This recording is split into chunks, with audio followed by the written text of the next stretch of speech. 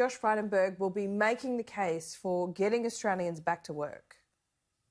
Yes, Laura, and he's doing so with a series of staggering numbers, as you say, counting the cost of these, what the government has done in imposing restrictions upon the economy in order to stop the spread of the coronavirus. As you say, around a $4 billion hit they predict for every single week these restrictions remain in place. We'll also hear from the Treasurer about the GDP impact in the June quarter. They believe GDP will drop by 10%, the equivalent of around $50 billion. The Treasurer also making a comparison internationally. He's going to suggest that if Australia had gone to that full European-style lockdown for 8 weeks, GDP in the June quarter would have been much worse, down by 24% or a staggering $120 billion.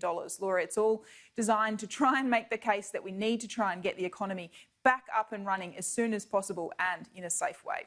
Yeah, this will all be fed into National Cabinet and the leaders that meet around that Cabinet table today. What time are they meeting and who's involved?